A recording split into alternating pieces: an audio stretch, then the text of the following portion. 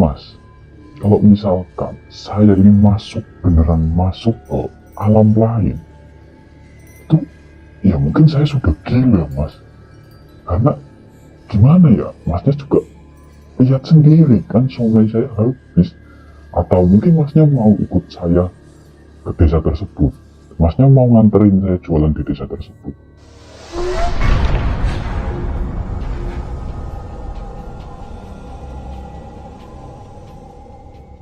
Pada saat terkenalnya Pak Juned ini, itu ada sekitar 1 tahun. Pak Juned terkenal dengan kisahnya yang sangat mengerikan, di mana warga mempercayai Pak Juned sebagai penjual siomay kampung gaib.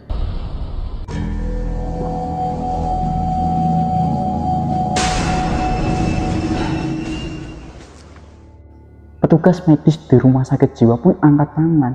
Padahal mereka ini kan bertugas untuk menangani ODGJ, tapi itu angkat tangan atau ya bilang nggak mampu. Karena mereka nggak tahu apa yang dialami oleh Pak Juned ini. Kalau secara ilmu kedokteran itu nggak ada penyakit di tubuh Pak Juned.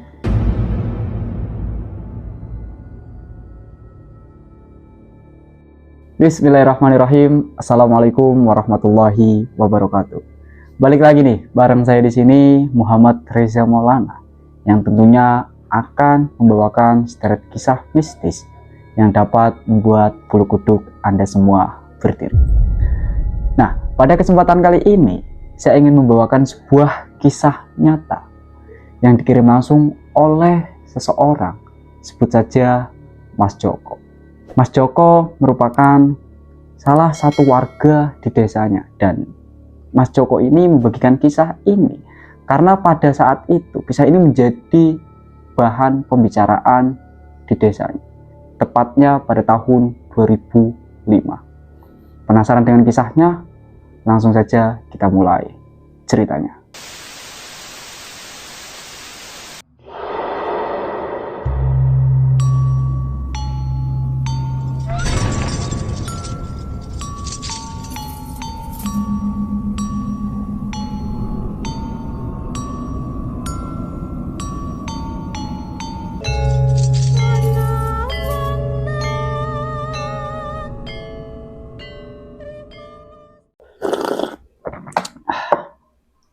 Jadi sob, kisah ini dimulai pada tahun 2005. Pada saat itu terdapat salah seorang pedagang siomay yang biasa dipanggil dengan sebutan Pak Juned. Nah, Pak Juned ini merupakan seorang pedagang siomay yang usianya mungkin sekitar 30 tahun. Di mana ia ini sering sekali melintas di depan rumah Mas Joko. Karena saking seringnya, Mas Joko ini suatu ketika memberhentikan Pak Juned berniatan untuk membeli siomay yang dijualnya. Saat itu Mas Joko sangat ingat sekali, tepat pada pukul 11 malam, ia memberhentikan Pak Juned dengan niatan untuk membeli siomaynya. Dan setelah bertemu, pada saat Pak Juned ini sedang membuatkan Mas Joko siomay, Mas Joko iseng bertanya, "Jualan sampai mana Pak biasanya?"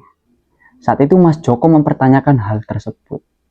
Nah, dari situ Pak Juned ini menjawab dengan berkata, "Deket kok Mas, paling sampai desa sebelah." Dan karena Mas Joko ini sangat yakin sekali bahwasanya desa sebelah yang dimaksud oleh Pak Juned tersebut itu merupakan desa tetangga, yaitu desa Sukoharja.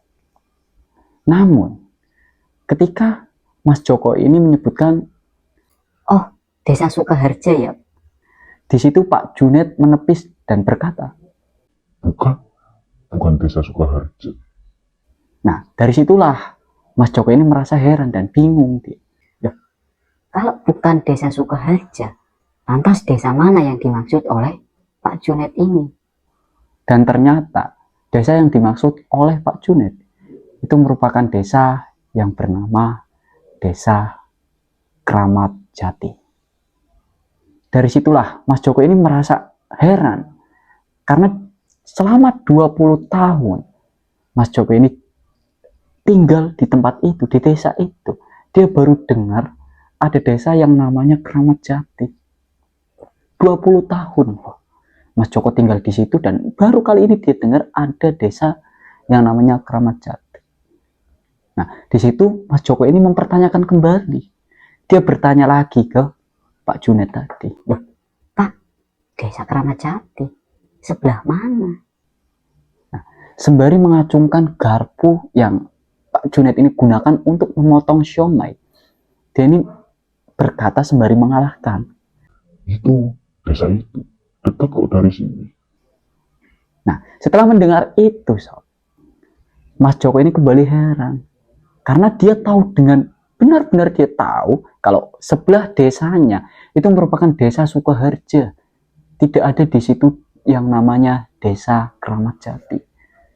Di situ Mas Joko ini benar-benar kayak heran. Sejenak dia terdiam dan berpikir, Desa Kramat Jati emang ada di sini? Pak, setahu saya di sini nggak ada yang namanya desa Kramat Jati. Adanya desa Sukoharjo tuh di situ. Mas Joko ini sembari mengacungkan tangannya mengarahkan ke desa yang dia maksud. Namun pada saat itu, di sini dia merasa heran lagi ketika mendengar apa yang disampaikan oleh Mas Joko. Pak Junet hanya tertawa sembari berkata, Hah, mas, masa iya sih saya bohong? Orang bener kok saya jualan di situ. Desanya Kramat Jati. Bener, desanya Kramat Jati. Kalau nggak percaya nih, saya kasih lihat. Nih, ini uang hasil jualan di desa itu. Pak Junet ini, sob, dia benar-benar ngasih lihat kayak toples yang dia gunain untuk meletakkan uang pelanggannya. Banyak sekali uangnya, recehan, kemudian puluhan, itu banyak sekali. Mas Joko saat itu melihat dengan benar itu memang uang.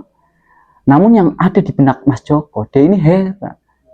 Desa Kramat Jati itu desa yang mana? Desa yang dimaksud oleh Pak Junet ini desa mana? Dari situlah, karena memang sudah merasa lelah dengan perdebatan tersebut. Dan setelah itu, Pak Junet pun selesai membuatkan somai untuk Mas Joko. Diberilah somai tersebut ke Mas Joko, dan Mas Joko pun membayarnya. Dia bayar, dan setelah itu Pak Junet ini melajukan kembali gerobaknya. Setelah dia pulang, dan Mas Joko ini kembali, dia teringat lagi dengan apa yang disampaikan oleh Pak Junet tadi mengenai desa Kramat Jati. Mas Joko ini sambil heran gitu. Dia mikir, loh, Kramat Jati itu sebelah mana? Dan tiba di keesokan harinya, sob, tidak sedikit juga dari warga yang beranggapan tentang apa yang disampaikan oleh Mas Joko ini adalah sebuah omong kosong. Namun pada saat itu, Mas Joko membantah, dan ia pun berkata, kalau misalkan kalian nggak percaya, nanti malam kalian tanyakan sendiri ke Pak Junet. Nah, setelah mendengar hal tersebut, beberapa warga pun kayak terpancing rasa penasarannya, benar atau tidak gitu. Tibalah di malam harinya, pada saat itu ada beberapa warga yang benar-benar dia ini nekat, dia nungguin Pak Junet ini pulang. Lama mereka menunggu sampai pada akhirnya tepat jam 11 malam. Nah, saat itu jam 11 malam Pak Junet lewat. Nah, warga tersebut pun langsung memberhentikan. Bukan seperti Mas Joko yang tadinya awalnya itu berniat untuk membeli. Warga ini hanya berniatan untuk mempertanyakan gitu loh. Cuman ya mungkin basa-basinya dengan membeli. Setelah diberhentikan, ternyata siomay yang dijual oleh Pak Junet ini sudah habis terjual di kampung Kramat Jati. Nah, karena memang sudah di puncak penasarannya, beberapa warga pun nekat, dia memberhentikan Pak Junet, dan dia suruh Pak Junet untuk turun sambil duduk-duduk santai dan ngobrol di situ. Salah satu warga langsung bertanya kepada Pak Junet, Habis Pak malam ini? Iya mas, alhamdulillah habis. Nah ini ada apa ya mas, kok tumben minta saya berhenti? Nah, warga pun menjelaskan maksud dan tujuan mereka memberhentikan Pak Junet. Mereka ini penasaran dengan apa yang sebelumnya sudah disampaikan oleh Mas Joko kepada mereka. Dan mereka ingin mendengarnya secara langsung dari sumbernya, yaitu Pak Junet. Apa benar dia memasuki salah satu desa yang dia sebut itu merupakan desa Keramat Jati? Nah, setelah itu Pak Junet pun sembari berkata, Oh, berarti kalian juga nggak percaya dengan desa itu. Kalau misalkan saya bohong, somai saya nggak bakal habis, Pak. Ini buktinya habis. Nih, saya ambilin uangnya. dia ambil, dia kasih lihat nih uangnya. Kalau kalian nggak percaya, dia bilang gitu. Dengan hal tersebut, beberapa warga ini hanya ya tatap-tatapan. Dia cuma tengok kanan kiri gitu, kayak nggak percaya gitu loh. Setelah itu, salah satu warga pun kembali mempertanyakan hal lain. Pak, kalau memang Bapak benar masuk ke desa itu, kalau boleh tahu Pak, kondisinya di dalamnya itu gimana Pak? Pak Junet pun menceritakan, dan desa yang ia maksud itu kondisinya sama persis dengan desa-desa lain, sama persis dengan desa itu, sob. Namun bedanya, di desa yang dimaksud oleh Pak Junet ini, setiap malam Jumat itu terdapat pameran atau ya kayak tanggapan tradisional. Ada salah satu tarian tradisional yang biasa mungkin orang Jawa tahu, itu merupakan tarian Sinren. Nah, disitulah warga pun merasa dia memang benar-benar heran. Gimana ya? Ada desa yang warga sendiri nggak tahu letak desanya di mana, dan mereka baru dengar nama desa tersebut. Di situ semakin penasaran dan semakin bingung. Apalagi ditambah Pak Junet ini menyatakan setiap malam Jumat ada pameran gamelan atau tarian sintren tadi. Nah, merinding sob. Setelah itu sob, warga pun kembali mempertanyakan, Pak, kalau misalkan benar ada pameran sintren yang Bapak maksud, pastinya kita semua mendengar. Kan kata Bapak desa itu bersebelahan dengan desa kita. Lantas kenapa kita nggak pernah dengar? Pak Junet ini hanya menjawab seperti ini sob. Ya, mana saya tahu, Mas. Intinya, itu memang benar ada. Saya sendiri jualan di situ, dan banyak dari warga yang nonton pameran itu membeli somai saya. Bukan hanya sekali dua kali, sering sekali. Bahkan setiap malam Jumat, Mas. Itu ada pameran tersebut. Disitulah warga pun semakin heran. Ada salah satu warga yang dia nyeletuk gitu loh. Dia bertanya ke Pak Junet. Dia nanya gini sob. Pak, emang Bapak nggak pernah kepikiran kalau misalkan itu bukan desa di alam nyata? Kalau misalkan itu desa gaib gimana Pak? Nah, setelah mendengar pertanyaan itu, Pak Junet ini hanya tertawa sambil dia berkata gini, Mas, kalau memang itu desa gaib atau kampung gaib lah, terserah masnya mau bilang apa. Intinya, siomay saya laris di sana dan saya pulang bawa duit, Mas. Perlu kalian ketahui juga, uang yang dihasilkan dari kampung itu, setelah sampai di rumah itu uangnya tidak berubah menjadi daun, tidak berubah menjadi apapun itu. Tetap masih utuh uang. Dan dari situlah warga pun kayak bimbang, ini beneran desa nyata atau desa gaib? Karena setahu warga, kalau misalkan itu desa gaib, itu kan biasanya uang yang digunakan nantinya akan berubah, entah itu menjadi debu, entah itu menjadi daun dan lain sebagainya. Tapi itu tidak, sob. Itu yang membuat warga ini semakin bingung. Di desa tersebut juga sama dengan desa-desa kita. Ada kepala desa, ada warga, dan desa itu sob, rumahnya itu besar-besar kayak rumah orang kaya.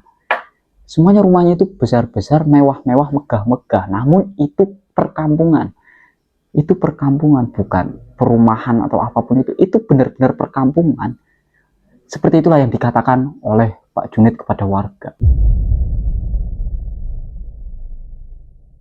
Setelah mendengar pernyataan dari salah satu warga tersebut, Pak Junet ini dia kayak slow saja, dia santai-santai saja. Dia tertawa sambil berkata gini, sob. Mas, kalau misalkan saya ini beneran masuk ke alam lain, itu ya mungkin saya sudah gila, Mas. Karena gimana ya, Masnya juga lihat sendiri kan somai saya habis. Atau mungkin masnya mau ikut saya ke desa tersebut. Masnya mau nganterin saya jualan di desa tersebut.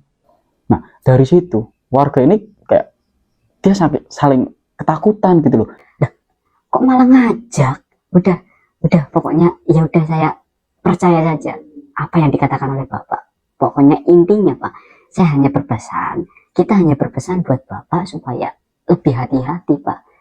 Karena ya nggak ada desa Kramat Jati itu, nggak ada.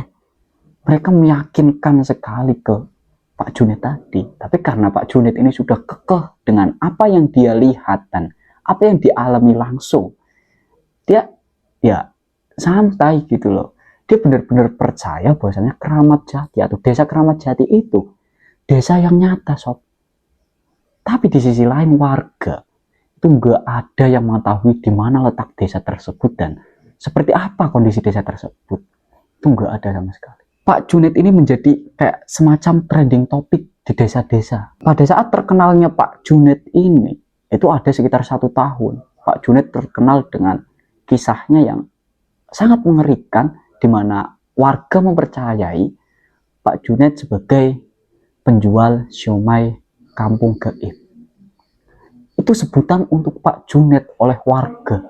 1 tahun berlalu, di mana pada saat itu, secara tiba-tiba, Pak Juned menghilang dari warga. Lama sekali Pak Juned ini menghilang, nggak kelihatan wujudnya itu di mana. Warga sangat meyakini, kalau Pak Juned ini sudah benar-benar masuk ke alam gaib, atau sudah benar-benar tinggal di kampung gaib tersebut.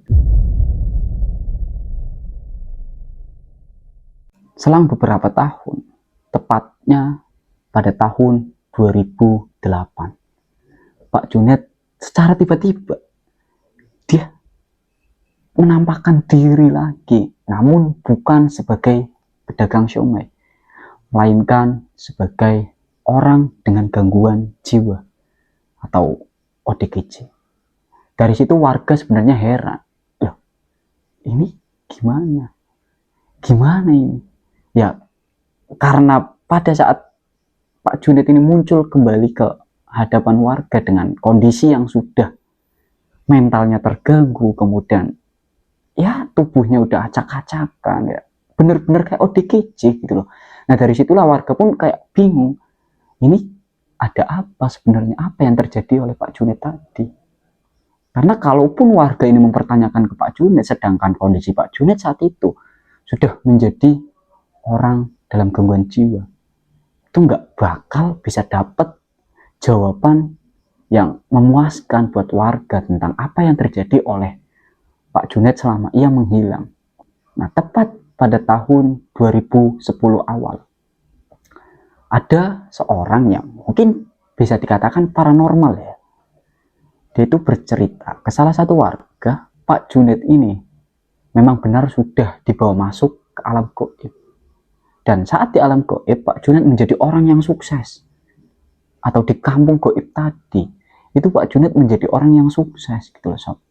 Nah, karena tergiur dengan kesuksesannya, dia jadi benar-benar gak sadar. Benar-benar ya kayak orang udah kepancing lah gitu. Benar-benar sudah berada di bawah sadarnya. Setelah itu, paranormal tersebut menjelaskan Pak Juned ini sob, nggak lama lagi dia memang akan benar-benar masuk ke alam itu dan nggak bakal bisa kembali lagi. Nah, salah satu warga pun mempertanyakan, loh Pak, kalau gitu berarti saat ini itu masih bisa diselamatkan dong, karena kan Pak Juned ini sudah kembali ke hadapan warga, namun dengan kondisi yang sudah tidak waras. Dari situlah kemungkinan besarnya itu udah nggak bisa diselamatkan karena posisinya atau kondisinya sudah tidak waras. Sulit, pada saat itu sulit sekali. Nah, warga ini dia musyawarah bagaimana caranya menyelamatkan Pak Juned dari apa yang ia alami. Mereka musyawarah tentang ini harus bagaimana, apa dibawa ke orang pintar atau dibawa kemana. Karena sebelumnya sudah pernah dibawa ke rumah sakit jiwa, dan rumah sakit jiwa, dari pihak rumah sakit jiwa ini angkat tangan sob, angkat tangan. Nah, kalau di logika ya, Dipikir secara nalar, petugas medis di rumah sakit jiwa pun angkat tangan. Padahal mereka ini kan bertugas untuk menangani ODGJ, tapi itu angkat tangan atau ya bilang nggak mampu. Karena mereka nggak tahu apa yang dialami oleh Pak Juned ini. Kalau secara ilmu kedokteran, itu nggak ada penyakit di tubuh Pak Juned. Nggak ada, nggak terdeteksi. Cuman bagaimana warga beranggapan bahwasannya Pak Juned masih waras dengan kondisinya yang seperti itu. Nah, setelah mereka ini lama bermusyawarah, hampir 1 bulanan, belum sempat mereka membantu menyadarkan atau menyelamatkan Pak Juned. Ternyata pertengahan tahun 2010 Pak Juned meninggal dunia. Dengan meninggalnya Pak Juned di tahun 2010 menjadikan kisah ini sebagai kisah yang terus dipertanyakan oleh warga, karena tidak ada satupun warga yang mengetahui di mana dan seperti apa kampung goib yang sebelumnya dimaksud oleh almarhum Pak Juned.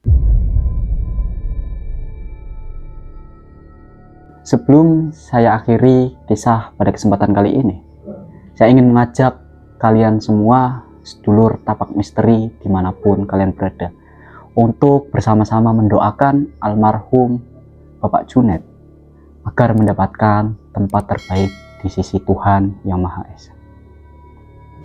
Dan mungkin itu saja yang dapat saya sampaikan pada kesempatan kali ini.